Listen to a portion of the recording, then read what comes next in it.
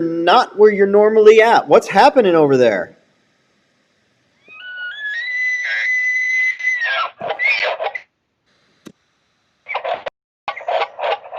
Hey! Guess what? I'm elk hunting. Yes, we pulled up here into a place above Flagstaff. Oh, another one's coming. I think I'm getting run over by elk. It's a whole herd. Listen. Oh man. Yeah. So I'm in my 40-foot toy hauler, the one I usually use when I go on doing my clinics, travel nationwide. It's a 40-foot toy hauler, triple axle in the back. I had all of my saddles and stuff. Hey, Dave, this trailer's got over 150,000 miles on it and 3 Dodge trucks. How Yes, about sirree. that? It's been all over. And when I used to travel so much, my wife and I stayed in this trailer. You can see some of my shaps hanging back there in the background.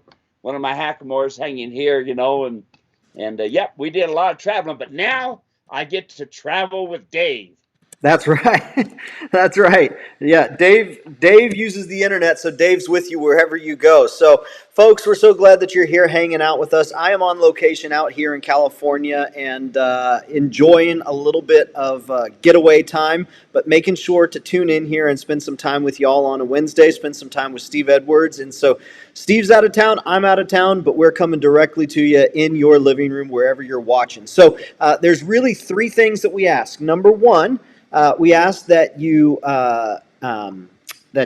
share your name, say hello, your name, where you're watching from, and what the weather's like. Number 2, that you ask any and every question that you can think of. And number 3, that you share the broadcast with friends, family, other equine folks who you know would be interested. That's it.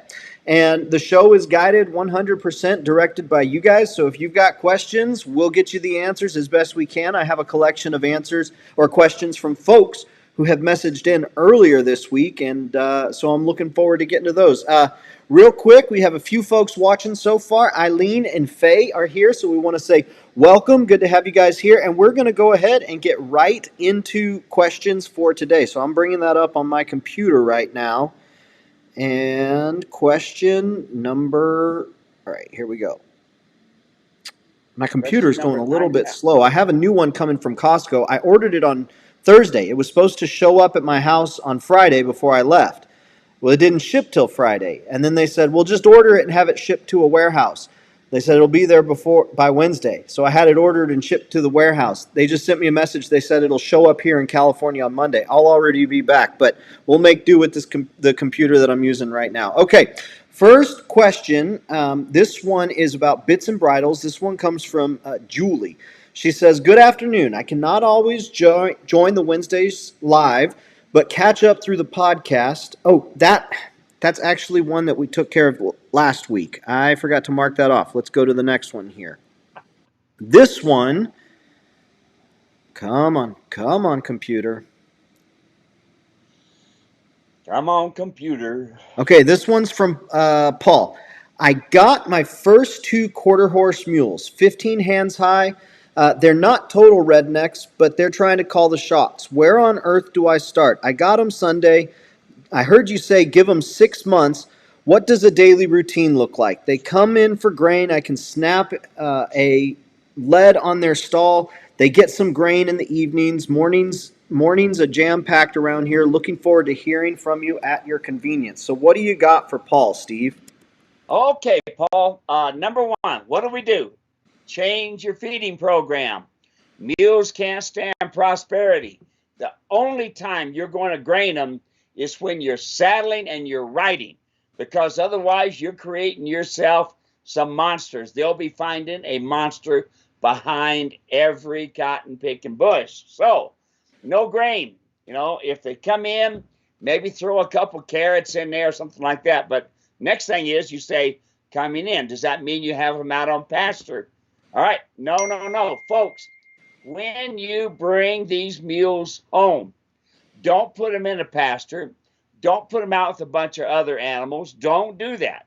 What you do want to do is you put them in individual stalls and get to know them individually. You throw them out in the pasture, you're going to lose big time. So for the next 6 months, you got to build a foundation, and you got to get a foundation of you are the herd leader. You dictate to them when they go and when they stay. You dictate to them their feed program and all. So where do you start? Number one, get your teeth floated. Number two, get a chiropractor, look at their back, make sure they're good there. Okay, get your feet all trimmed up, and then go get you the ground communication kit and start doing groundwork. Do that first, folks. Do not bring your mule home, throw them out in the pasture, and expect them to be the same as they was when you picked them up. It's a whole new world now. They've got a whole new leader, and that's got to be you. So small stalls, put together a good feeding program, and then go from there. Suggestion, Dave, would be the feeding program of Mules Can't Stand Prosperity. They could probably look at that, and then maybe that one video that we have. Awesome. Very good. Great question. Thanks for the answer. We got a few more folks hanging out with us now. We've got, let's see, we've got LaDonna hanging out with us. We've got Laura hanging out with us. We've got David in Port Angeles, Washington, 57 and windy. We've got Linda watching. Howdy from Linda the Mule Servant and Theo the Sweet One-Eyed Mule in red and gold, rural central Ohio. Good to have y'all here. Thank you for hanging out with us, and looking forward to seeing who else joins us today. Okay, the next question that I've got, this one's all about change in behavior. This one's from Mary. Mary sent in an email saying, my 15-year-old John Mule has totally changed his behavior overnight and has been running, pacing, and on high alert now every day and every night. Worse yet, he will not let me catch him or saddle him. We just recently moved to another state, and our new place has a lot of wildlife. A flock of turkeys scared him a week ago, and they keep coming back. What should I do? Just keep on doing what you're doing. Listen, folks, anytime you change an area, you go on a trail ride, you go on a hunting trip, that mule is going to change. Now, you've also probably changed, and this is the worst thing, folks, you've also changed feed. Anytime you move and go to a trail ride or hunting or go someplace else, take the feed that you've got and take it with you, a month's worth of feed, so that you change their feed slowly. Now, find out what type of feeding program that you got is really, really important. So what would I do? Change feed. What would I not do is put them out in a big pasture. What would I do? I would keep them in a small pen. And you know what? They'll eventually get used to flocks of turkeys and things like this. Not 100%. Remember, folks, you cannot desensitize these equine. Don't pay attention to those people who say, oh, desensitize it, okay? How many flocks of turkeys do you have? Or better yet, do you have a bear? Oh, wait a minute. Do you have any deer or elk? Or, yeah, you see what I'm saying? So what you have to do is you have to learn how to ride, and you change their feeding program. And when I say learn how to ride, learn how to really focus. Act like it's a new area for you to drive, and you know how you really pay attention to things. Well, same thing with this new mule. So help it out that way. Awesome. Very good. Let's continue on here. We've got, let's see. We've got Erica watching from Western Oklahoma, sunny and 95 today. Erica said, finally got a pic sent over to you of my mule sporting her new saddle, etc. Awesome. David's watching from Kentucky, 70 degrees and low humidity. We've got a question from Nancy here. Nancy says, how do you recommend supplementing selenium and vitamin E? How do you recommend supplementing selenium and vitamin E? Well, there's a lot of products out there, and I can't really say this one's better than others. But here's the biggest thing, folks. Before you go and give them supplements and things like this, go to your veterinarian, get a blood test or get a hair follicle test, and find out what your mule is short on. You know, I can tell you selenium, oh yes, but how much selenium? I can tell you zinc, but how much zinc? So we don't want to just throw things out there willy-nilly. Go to a veterinarian, learn what your mule needs and feed and go to that type of feeding program. Okay. All right, very good. Keep moving on here. Let's see who else is hanging out with us today. We've got Stephanie here. Hello, Stephanie from 9 Mile Falls, Washington. Partially sunny, fall, 53 degrees here. We and our mules love you, Steve. Hey, we've got Di and Dave from Queensland, Australia. We've gone international. All right, and actually, I think right, Faye took us international right at the very beginning. My apologies, Yep. Faye. Thank you very much. Yep. We've You got did. Brazil watching from Enoch, Utah. Glad to have you here. The next question that I've got, this one's all about kicking. And so Lynette sent in a message. I'm having trouble with my mule kicking at horses. Do you have a video that could help me stop him from doing this? Thank you, Lynette. Okay. Now, are you in the saddle when it's kicking at horses, or is this mule out in a pasture kicking at horses? I need to know that. Why does that make a difference? Okay, so here's the deal. All mules, all horses kick and bite and buck and run off. They all do it, all right? When a mule is kicking, he may be saying, "You're too close. I don't want you in my space." He may say, "You're coming over for my feed. I don't want you around my feed." He may be saying, "This is my buddy, the mare horse, and I don't want you around my mare horse." So, also, if you are in the saddle, it's going to be a different situation, because here's the thing. You cannot change what is natural, what the good Lord put in there. You can't do that, okay? So when they're out there on a pasture, if your mule is kicking at other horses, you take your mule and you go put it in a small corral in a 20 by 20 stall, and that's where he stays. Because here's the thing. He's trying to be the top of the pecking order. Not all mules do that. Usually they're kind of the bottom of the pecking order, but it's extremely important that if that's one of the biggest reasons, folks, I don't put my mules all together.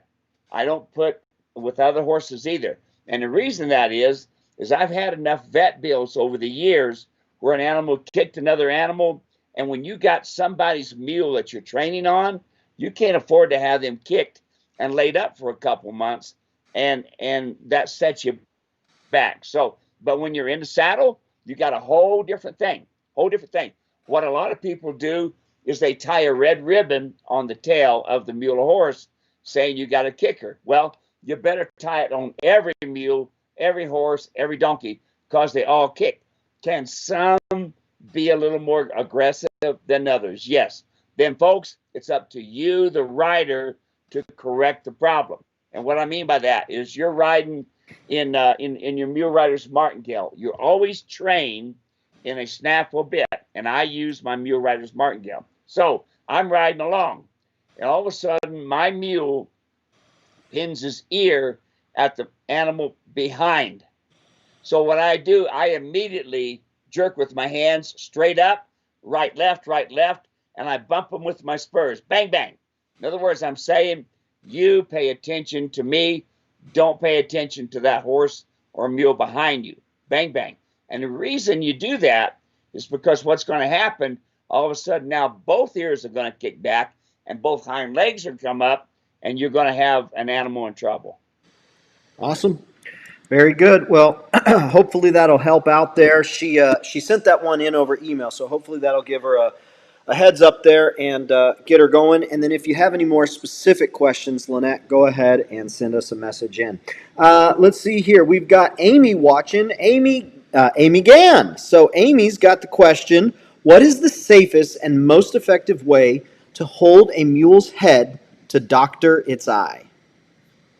Well, that's really difficult. Okay, so the only safe place is you're always standing by the shoulder.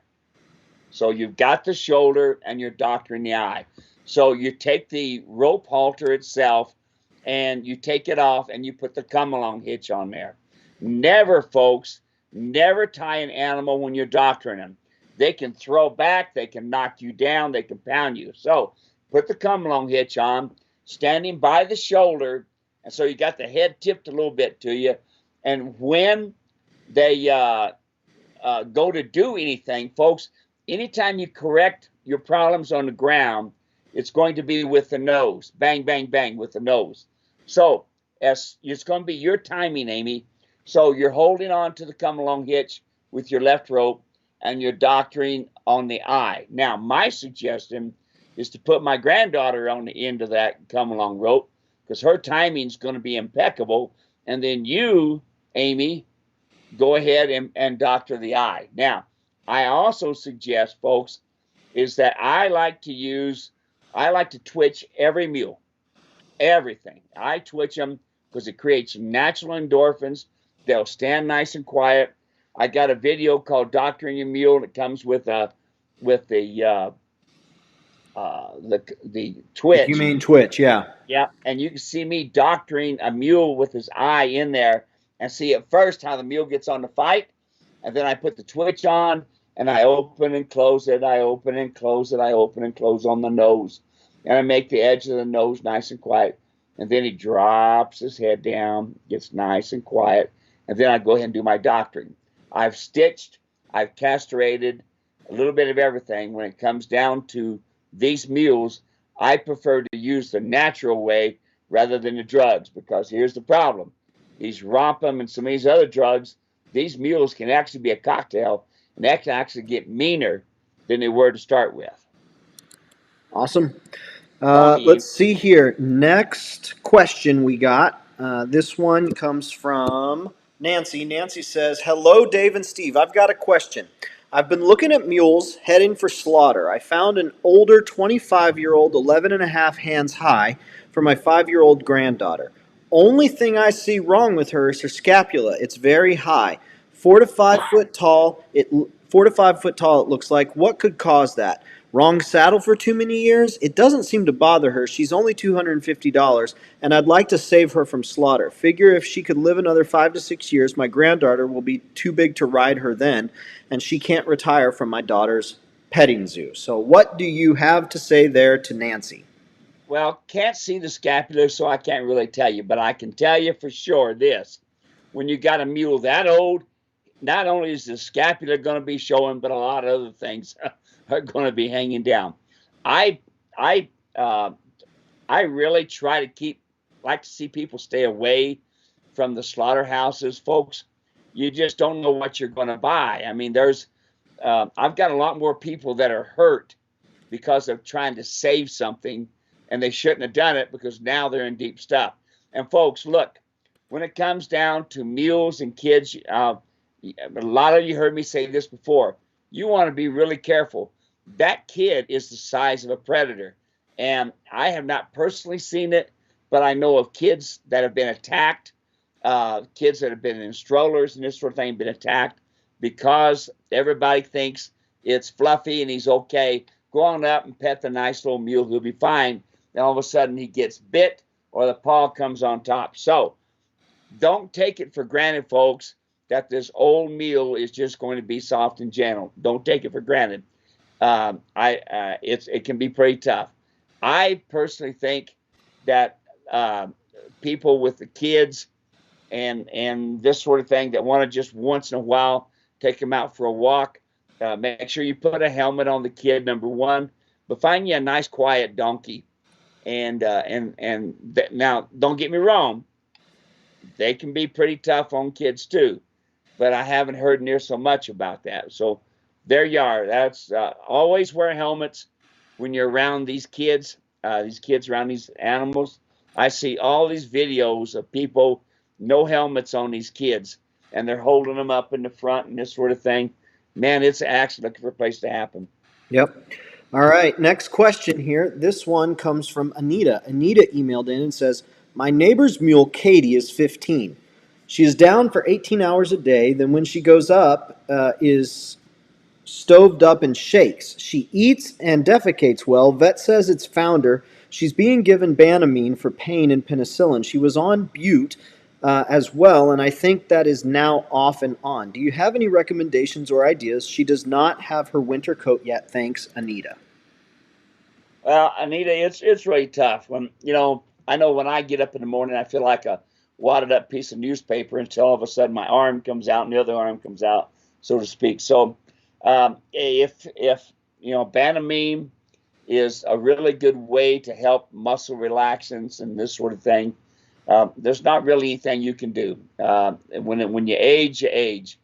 Butte is probably one of my favorites, but you also got to be careful with any of those because, especially like the Butte, because it's really tough on the liver. Okay, let's hop back over onto Facebook and YouTube and see who else we got here. Now, folks, real quick, if this is your first time hanging out with us. My name is Dave. This is Steve Edwards. And every Wednesday, we spend an hour talking about mules and donkeys. There's three things that we ask. First one, that you let us know that you're watching. Put your name, where you're watching from, and what the weather's like in the comments section. The second question, the second thing we ask you to do is ask any and every question that you've got. And the third thing we ask is that you share this broadcast with friends and family. So coming back to you though, whatever questions you have, ask them, especially even if you feel like, well, I don't think it's a smart question, or I'll bet they've already talked about it. I don't want them to talk about it again. It's repetition, repetition, repetition. So go ahead, put your comment in there, and we'll go ahead and get that answered so you can get out and get results. We've got Polly watching from Barnesville, Minnesota. Cold and windy here. Had a great ride this morning in my trail light saddle and the pad that I got from you, Steve. We've got Lori watching, saying hi from Windsor, South Carolina. We've got Happy and Allison saying hi from Michigan. We've got Red Eagle watching. Hey, Steve, been hunting the last few weeks. Great to see you. Sunny fall day, upstate New York, 55 degrees. And he says, hey, Dave, too. Hey, Red Eagle. We've got Linda watching. Linda and Allison are talking back and forth. Trace is watching from Queensland, Australia. Love that hat, Steve. Yeah, Steve, why don't you tell us about the hat real quick? Oh, it's a pretty old hat. It's got horsehair band on it, and I use it for hunting a lot. It's a lot of fun to go out here, and then when I'm on the Babbitt Ranch right now, and so I don't want to look like the average hunter. And most of these cowboys, when they see my hat, they understand that I'm a working cowboy as well. But hey, Dave, I got a question for people. See how many people can answer this. Yeah. Yesterday, I learned from you that when you have capital letters, it is yelling at someone. Is that right? If it's all caps, all the sentences are capital letters. If everything's capital letters, it is considered a little bit more aggressive. It is. All right, folks. You hear that? I just learned something. I hit this caps lock button and I forget all about it because my wife tells me that when we're doing invoices, it has to be caps lock. So when I emailed Dave, I did a caps lock. And evidently that's yelling at somebody or being aggressive. So how many of you know that when you do caps lock, where all the sentences is in capitals, it's being aggressive? I like to know how many people know that because I learned something new there. There's always something new to learn. There's always something new out there. And that's why we love doing this broadcast here, because a lot of times folks will come in and we know that they want to do the right thing, and we know that they want to get out there and that they want to take care of their animals.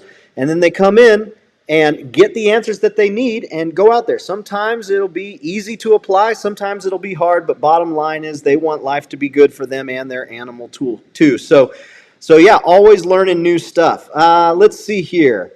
Bill is watching from Sharing to Mules of Ohio. Very good. Thanks for that, Bill. Appreciate that. Sunny and dry, 67 degrees. Beautiful weather here. Richard Pitts is watching from Palestine, Texas. Myra's watching from Ohio. We're in another week of 100-degree weather. Time to keep training simple. That's right. Keep training simple and let the weather catch up to you. Mark Miller's out there. It's here again. Thanks to all. Yes, Mark, it is here again, and we're grateful that you're here too. Let's see. Tracy is watching from Victoria, Australia. Your trailer looks pretty good too. That's right, Steve. So for folks who are just chiming in, tell us a little bit about your trailer there, Steve. Well, it's a 40-foot toy hauler that I purchased back in 2007, and I bought this toy hauler, and I bought a 2007 Dodge truck at the same time. Now, this toy hauler now has over 150,000 miles on it, traveling coast to coast, border to border. And I don't do that anymore. I don't travel anymore. Thanks to Dave and his internet and all this trick stuff that he does with YouTube. Wow, it's amazing. There's not a day that don't go by that I don't have people say, I just watching you on YouTube. And I didn't know that, and I got that fixed up. But hey, this is what I use. So now I use it for hunting and fishing and whatever, because my traveling days are over as far as doing individual clinics. I am doing expos. We've got some new things coming up that it's all cyberspace expos, huh, Dave? Yeah, it Cyberspace is. stuff. It's pretty crazy. So Wow. it's been happening for a while, where a lot of stuff has been taking place over the internet. But here, since COVID, a lot of places that used to do things in person have switched to doing these events over the internet. And prior to COVID happening, folks would have said, "Oh, you can't do that. There's no way you can do that." Well, then all of a sudden it becomes absolutely necessary to do that, and they start moving it to the internet, and it comes right to you in your house. Now, fortunately for us, we were ahead of the curve. We've been doing digital clinics for years. I don't know, Yeah. Steve, did you ever think you'd be doing a clinic over the internet from your trailer in Arizona? No, never thought it. And here's the next thing, Dave. My wife told me, she says you'll never sell a saddle if somebody can't sit in it. It'll never happen. You won't be able to put it on the internet and sell it. I tell you what, if you only knew how many saddles I sell every year worldwide, it blows my mind. 'Cause I never thought that could happen, let alone, like right now, I'm talking to folks in Australia, and that we know about, and there's other places as well. So now, it's great. So I can help you. Now, here's something I want to help you all with. Really, really super important. Yolanda, our little gal from a place called the Netherlands, He's here. she has a Spanish mule. Oh man, it is gorgeous. Dapple gray, She has my cowboy saddle and breeching and breast collars and all this stuff. And she loves this mule, and she don't want to scratch on it. Guess what, folks? You're going to scratch them. Guess what, folks? You're going to get a saddle sore. Guess what, folks? You're going to get a cinch sore. Listen, this is really, really important. I need you all to really get this in your mind. A saddle can move an inch and a half to 2 inches forward, back, left, and right. Saddle is always moving because the saddle is got connected to something called a mule or a donkey. And so since it's moving, guess what? Your saddle's going to move. Yes, it will. And as your cinches loosen up, it'll move even more. That's when you depend upon a properly adjusted breast collar, a properly adjusted breeching. Now, I can't tell you how many people, Dave, every single week send me pictures of their mule saying, how does this look? And I want them to. I tell everybody, when you buy a mule from me, you get a DVD that says how to. You get a digital video that says how to. So you get the information. But they like sending me pictures, which I want them to, so I can say, okay, make this fine adjustment. Here's the main thing, folks. The main thing is this. Your saddle is going to move. Will you get white hairs? Oh, yes. That's on a scalded day. You bet. Will you get hair roughed up? Oh, yeah. But we don't want it consistent. That's the big thing, A lot of times it has to do with the atmospheric conditions and stuff. But remember this, that as long as your cinches are 4 to 6 inches apart, as long as you have an inch and a half from the breeching to the hip, so you slide your hand in, that's a half an inch, you pull it back and you see the breeching get tight, and you see another inch. We got videos on it, huh, Dave? Yeah, we've got videos. I just put a link in the comment section to the Mule Saddle Training Course, which shows all of that. It's excellent. Yes, and it's free. Now, and also, Dave, would you please the how to measure for a cinch? Yeah. Oh, yeah. It includes that, but we also have that one on YouTube because folks need it all the time. I'll get a link to that as well. Yeah. So it's really important that you understand that happens, and it's also really important, folks, every couple hours or so, get yourself off, take a break. Most of all, take a break for your mule. Think about your donkey. Think about your mule. Take a break, loosen all the cinches, loosen up the breeching and breast collar, and lift the saddle up, and move it up and down, and let cool air go through there. Loosen up your cinches. Let cool air go through there, folks, and it'll be great for your mule, for your donkey. Very good. Yolanda's watching. I gave a Glockenspiel International for her already. She said, Steve, you're helping me picking her all the way by email. So we do everything by email back and forth with Yolanda, and it's amazing that we can. We got a few more folks who have hopped on as well. We've got Warren watching from Prescott Valley. We've got Karen watching from sunny Virginia. Thanks for doing this. We've got Dan from Western Montana, 42 degrees. A little hail earlier, so hopefully everything is looking sharp and no dents in the paint there. It hailed out in Arizona for the first time in I don't know how long, and I was like, I hope it doesn't damage my car. It didn't. Everything was fine. But I rarely ever see hail, and so that's my first thought is, man, I hope it doesn't ruin the paint. We've got Bobby watching from Birdsview, Washington. Dennis from Minden, Louisiana, 78 degrees and sunny. And yeah, that's everyone we got here. Steve, that's actually all the questions that came in, and I haven't seen any new ones pop up. Now, that doesn't mean that we're done here, but is there anything that you've been talking with folks over the course of the last couple weeks, maybe even the last couple days, that you want to make sure to share with some other folks? Yeah, here, folks, listen. Cinches are not aerospace.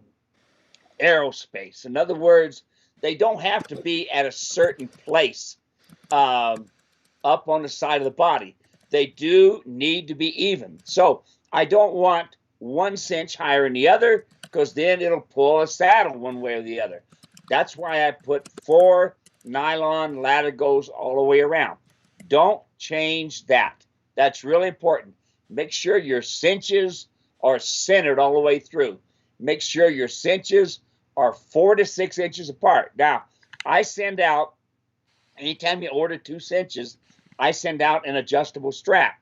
Now, you can make a cowboy one out of nylon twine and this sort of thing and make one out that way. We don't want buckles down there because they rust and they cause discomfort. So that's that part. The next thing, when it comes down to going up and down mountains, it's imperative you understand that you adjust your breeching. Your breeching is the main thing about a breeching is it balances your saddle.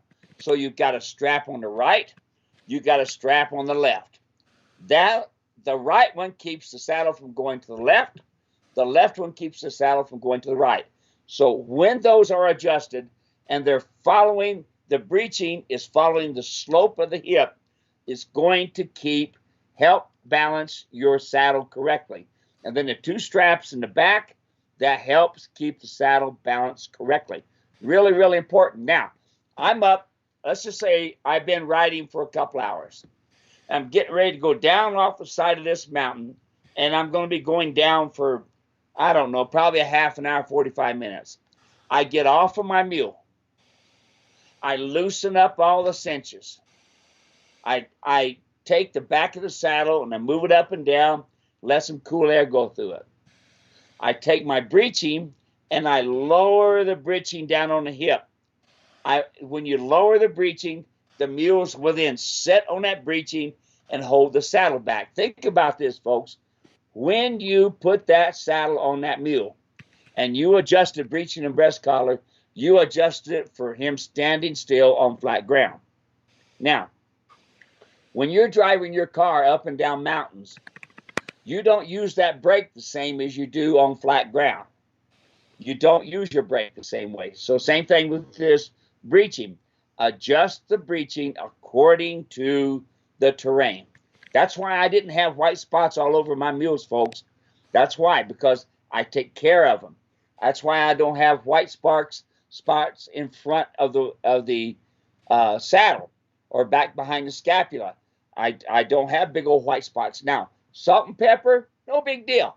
All it is that you've scalded you've rode it on a hot day, and that area moves around there a lot, and you will get white hairs. Now, I can also tell you that if you don't give your mules a break, I have actually seen my full bar, the full length of the bar. You can see the white hairs clear across. That's because the people overheated the mules. It's not because the saddle was incomplete. You can see the whole bar was perfect. Okay, so consider that. Now, your breast collar. When you've taken, and we got some video on that, David, you can set out with people on the adjustment of the breeching and the breast collar. Yeah. When you put a horse breast collar on, folks, that's tied in hard and fast, like a pulling collar, that pulling collar pulls that saddle forward all the time. Always does. So, you've already got your mules V-shaped in the shoulders, where a horse is A-shaped. They have the hourglass belly toward the shoulders, and they carry their weight down low. So you've already got the mechanics of the mule already pulling the saddle forward.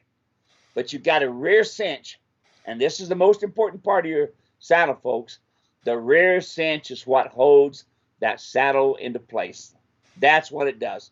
So as that cinch will move 1.5 inches forward and back, and it helps keep your saddle into place. So that's really, really important, that you make sure that just because you got my saddle doesn't mean you're not going to get a mark on them. There's those days when they're moving different, or a hot, sultry day is part of it. Do I like it? No. Do I want to see marks all over my animals? No. So, but if I spend the time adjusting my breeching, breast collar, and cinches to help my mule, yes, it will. Okay? So really help your mule out. Anybody got any other questions there, Dave? Yeah, so I was going through YouTube just seeing what folks had been sharing over the course of the last week or so. And most of the comments are just folks saying that they enjoy the broadcast. But we did have somebody who is looking at the way that we do some of our ground foundation training, and they're concerned about pain, and they're concerned about using pain to get the animal to do what we want to do. Let's talk a little bit about that. Talk a All right. little bit about, are we trying to use pain? Is that what we're doing? Okay, so let's look. If we look at a mare that is a herd leader, she pretty much dictates, we go over here for the food, we go over here for the water, we stand here for the shade, and this sort of thing. Now, how does she communicate to the other animals what is going on? She will take and move to the right or left. Now, let's just say, and then go off to feed or go off to water, and everybody else follows her because they recognize her as the herd leader. Now, how did she become the herd leader? Let me give you an idea. When a new mule or donkey or horse comes into a herd, they always want to find the herd leader, greet and meet him. And guess what the herd leader does? Get this in your mind. They pin their ears. They're saying to that new mule, that new donkey, that new horse, they pin their ears, and they're basically saying, don't come no closer, I'm the boss. The animal keeps on coming. What do? They pin their ears, they swish their tail. They basically said, I told you, I asked you, now I'm telling you, don't come no closer. And if they keep coming, guess what she'll do? Spin them and kick them. Is that pain? Oh, yes. When she spins to bite them, is that pain? Oh, yes. Why is that? Because she is telling them, I want you to do this specific thing. Don't come no closer. I'm using that as an example. So, what do I create to tell the mule, to tell the donkey, I want you to do a specific thing, like I want you to pay attention to me. The donkey keeps looking off to the right. The mule keeps looking off to the left. Or they do whatever. What do I do to tell them to get their head back centered and be straight? I want them to follow me correctly. I want them to be straight. What do? I create discomfort. If you want to call it pain, call it pain. Call it whatever you want. But I do it no different than what the herd leader does. I ask with just a bump. I tell with a bump, bump. I demand by bump, bump, bump, bump, bump. Yes, I do. And it's, you talk about creating pain. I bet you got your halter incorrectly adjusted. You're creating a lot of discomfort and a lot of pain because you're having to over pull on that mule or donkey. Yes, if that halter is adjusted correctly, you have a minimal amount. But when you got to pull and you got to keep pulling and you're still doing it, or you're going down the trail and you're going around in circles to keep from doing things, you're creating a whole lot more pain than I am. As soon as you put that bit in their mouth, you're creating pain. As soon as you put that saddle on their back and you only have one cinch, you're creating pain. As soon as you use a crooper, you're creating pain. So, hey, life, that's how we learn. School of hard knocks. I've cowboyed all of my life. You want pain? 32 broken bones. You want pain? 2 replaced hips. Okay? Have I been there? Oh, yeah. Going through a lot of pain. Do I want to have to be heavy-handed to my donkeys and mules? No. That's why I'm here now. If you're going to be in an equine world, you've got to learn to speak equine. Ask, tell, demand. Comfortable, uncomfortable. You learn those 5 things, you're learning exactly what a herd leader does. When you overfeed your mule, you're creating pain. When you do not shoe them, you're creating pain. I can keep on going on and on and on. Yeah. Because most folks don't understand, Dave, that these animals are an equine. We were never meant to touch them to start with because we're predators, they're prey animals. Yep, that's right. Very good. I appreciate you taking time on that. It's very, very helpful. Lana is watching from Indiana. Dan wants to know, Steve, how did your granddaughter do at the competition? Well, I'm glad you asked. Yes, since how you asked, I will let you know. She ended up placing 3rd overall. She's 17 years old, by the way.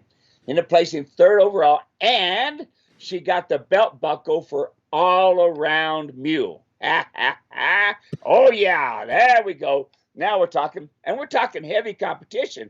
I mean, they're the competitors. Now, she was not in the same competition as the adults. Don't get me wrong, all right?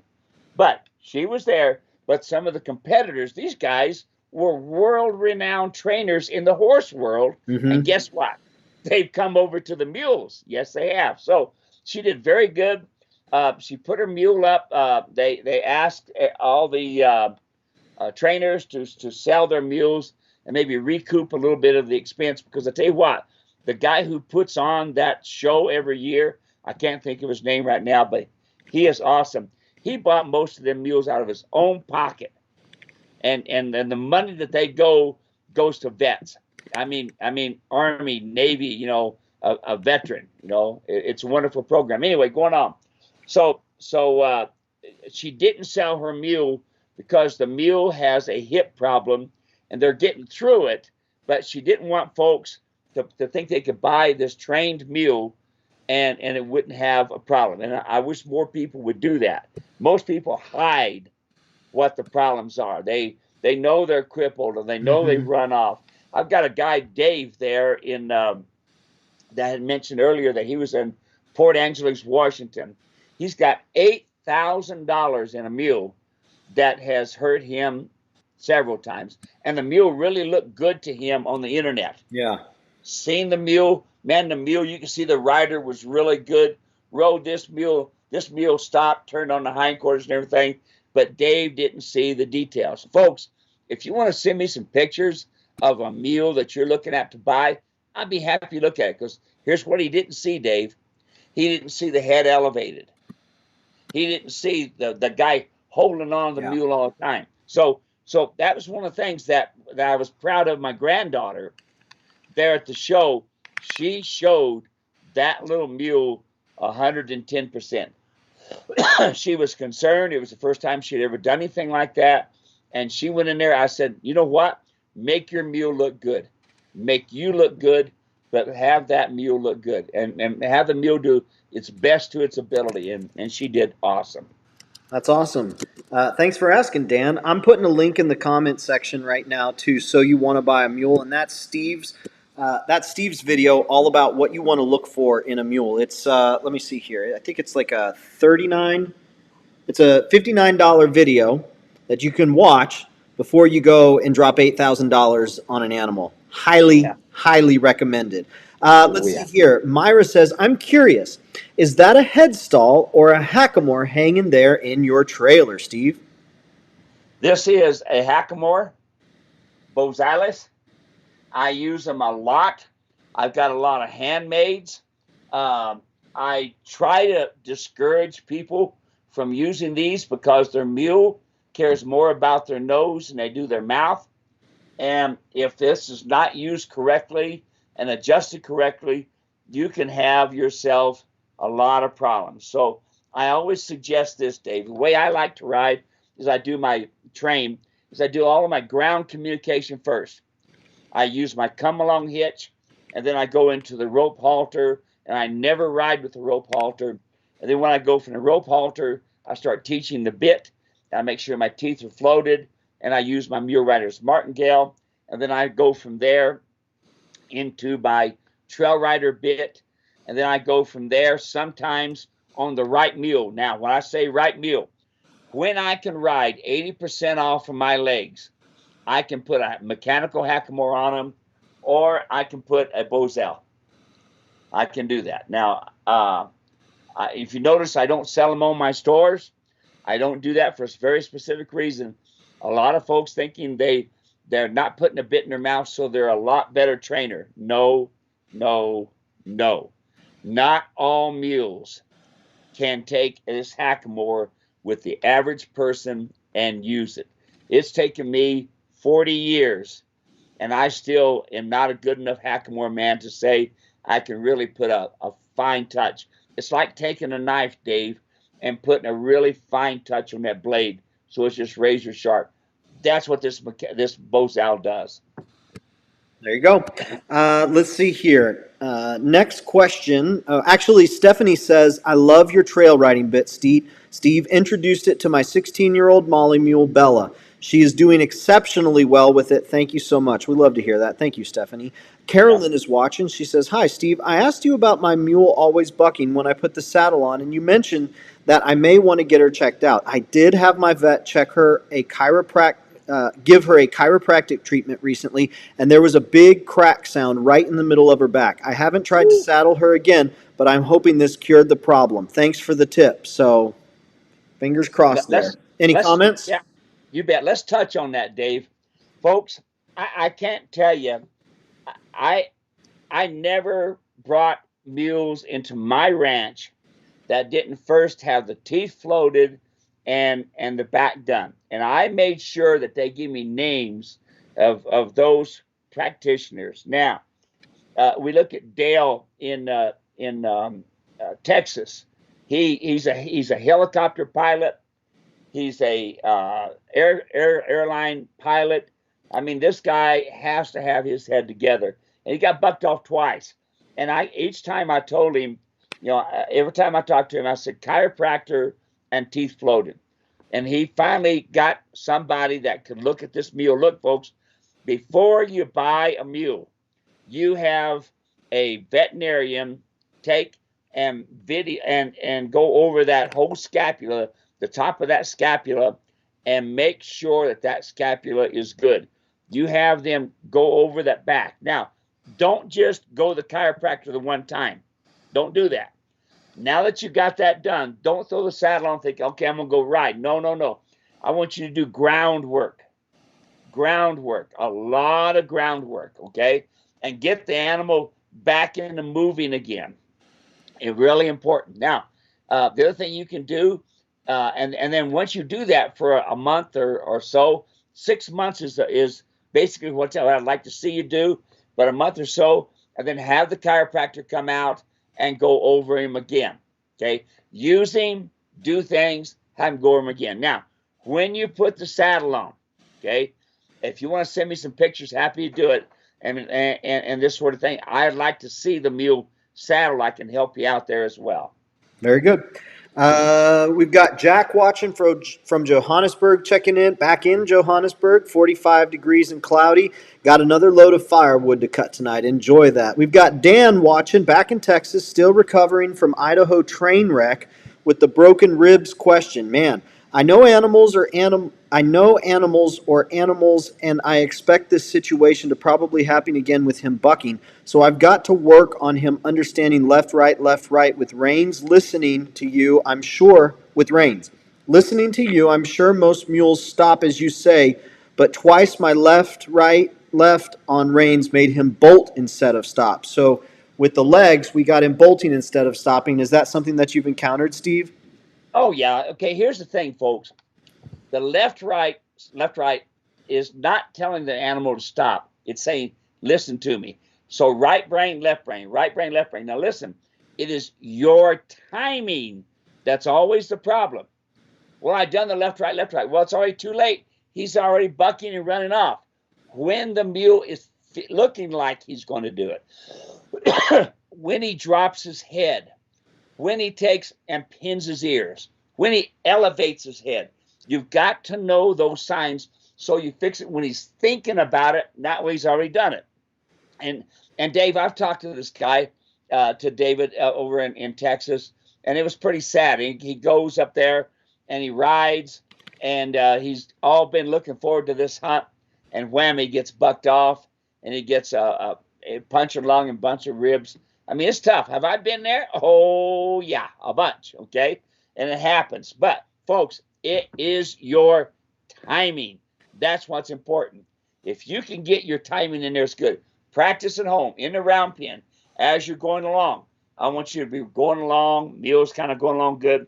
If you see the mule elevate his head a little bit, go right, left, right, left. He should drop his head down, okay?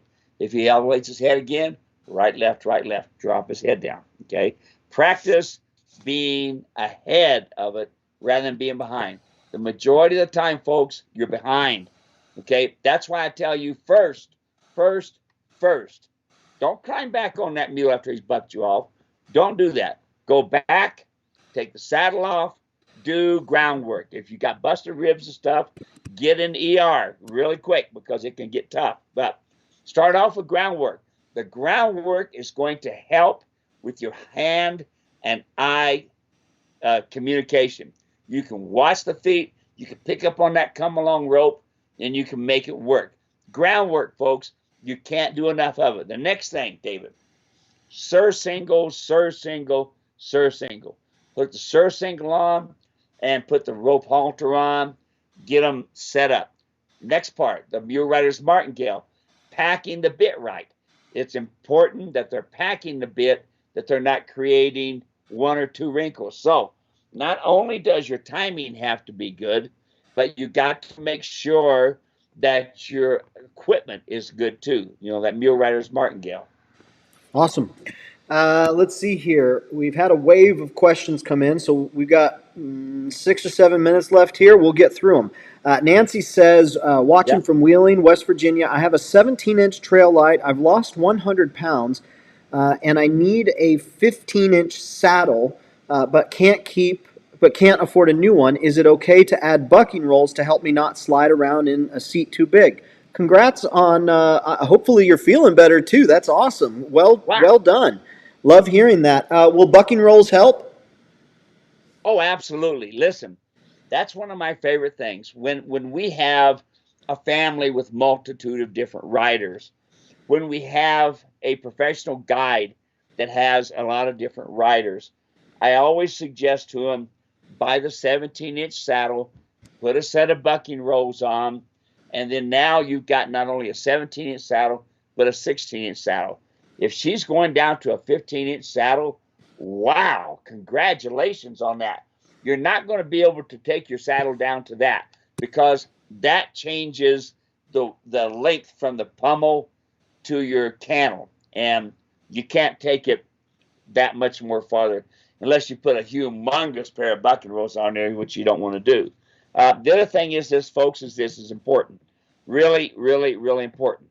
When you're too far back in the saddle, you can be pushing on the kidneys. When you're too far forward, you can put too much pressure in the scapula area. It is really best overall for your mule, since you're going to be the prime rider. It's really best for you to buy the saddle that fits you. Period. Now, you should be able to buy yourself a present after losing 100 pounds. Wow, buy yourself that saddle. Put that 17-inch saddle out there for sale.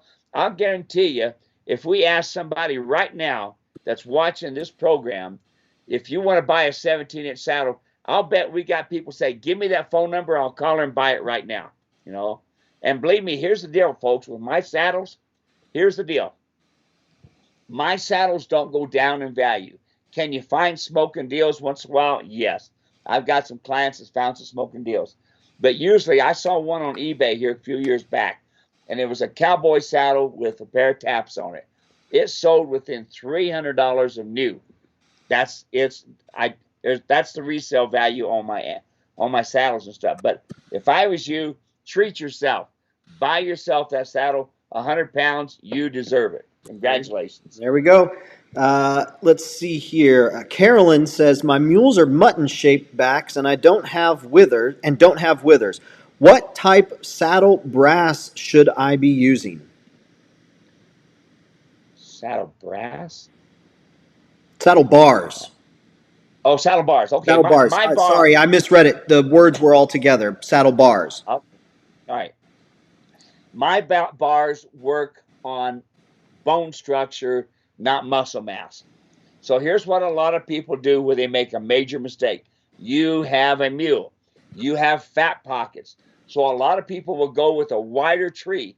Now what they've done is they put the saddle up on top of saddle pockets, fat pockets of the mule, and you can kick out a rib, and now you've got a crippled mule. Okay, it can happen pretty easy. Any of my saddles are going to work for you. I designed them around riding mutton-withered animals, high-withered animals, draft animals. Dave, if she gets my saddle fit video, she'll be able to see mutton-withered animals. She'll see from anywhere from a 17-hand Percheron mule down to a 13-to Welsh Pony mule. That's right. Let's see here. I'll put a link to that in the comment section. Farah's watching from Utah. Bill asks, what type of breast collar would you use on a gaited Molly mule? Well, I would use my breast collar. I mean, it's designed that way. Dave can give you a link to it. You can go to my website and click on breast collar. I mean, you click on breast collar and scroll down, you'll see me using my breast collar. Look, folks, it's real. Your breast collar is extremely important. You don't want it to bring the saddle forward, especially on an animated mule like that. When they're gaited, if they're Tennessee Walker, they're really going to be animated in that front end. And that pulling collar brings that saddle forward. So go to my website, click on the beta breast collar, and when you do that, you'll see the video that talks about, shows the videos and all of me using that breast collar. Yep. Let's see. We've got James watching from Holden, Missouri, 82 degrees. Dennis is watching. New mule owner as of 2 weeks ago. We'll give that a glockenspiel. Any tips on saddle shy mule? When you walk up to him with a saddle, he moves his rear end toward you and will kick. Once saddle is on his back, he's fine and will ride. He's telling you that these saddles are hurting his back. Listen, folks, I have had clients that the saddle has actually been kicked out of their hands because they're tired of being hurt. That's what he's getting ready to do. He's being nice to you in that he didn't click. Why in the world are you putting that saddle on there? Don't do that. Go get his back, get a chiropractor, get his back squared away, like you heard that one lady say, and get his teeth done, and then take a good, whole, strong look at your saddle. Because if you're riding a horse saddle, all you're going to be doing is crippling your mule. Is it really worth it? Oh, I got to save a few bucks. Oh, I've had this saddle for a long time.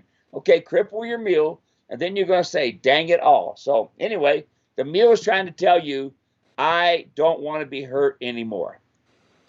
Timo's got a question. Do mules get along well with dogs as far as temperament goes? No.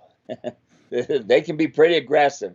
That's why I tell folks, be careful with your kids around these mules. So going on.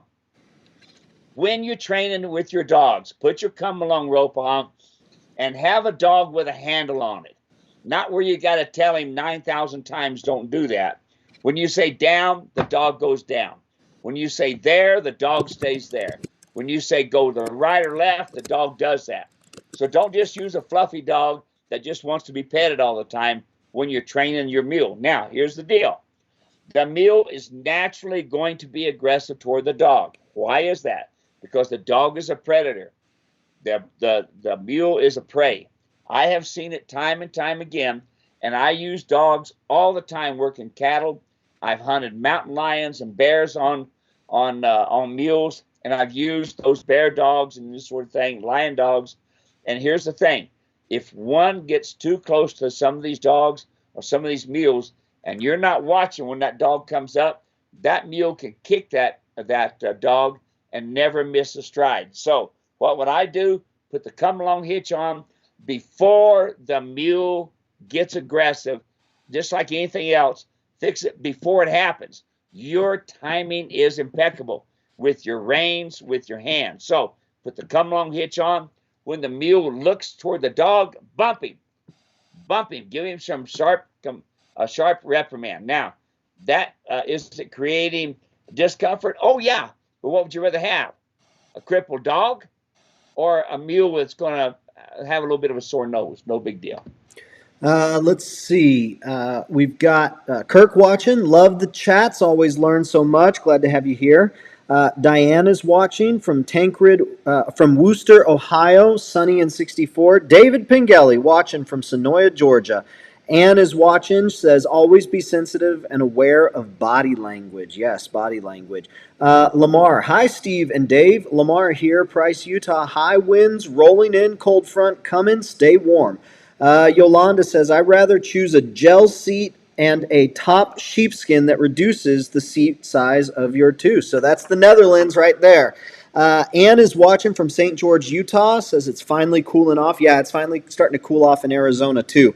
Let's see. That's it. Steve, we got through all of them. We started with, we got through our usually it takes us the whole time to get through all of our pre-written questions. We got those done pretty quickly, and then folks sent in a whole bunch of others, and we got those done too. So what are you out there hunting right now, Steve? I'm hunting elk.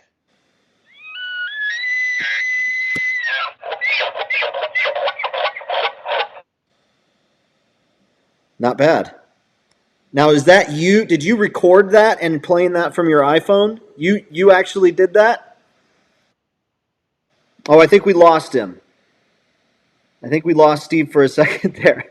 He, the last we had of him was the turkey mating call. I think it. There you are, Steve. Can you hear? We lost connection. It said there for a minute. We did. Can you hear us now? Now, did you record that sound? Is that you recording that into your iPhone? That's a female saying, "Hey, sweetheart, I'm over here." Very and good. Now he's saying, I'll be right over, honey. I'll be right over. Hey, folks, see you later. Take care, everyone. We'll see you soon.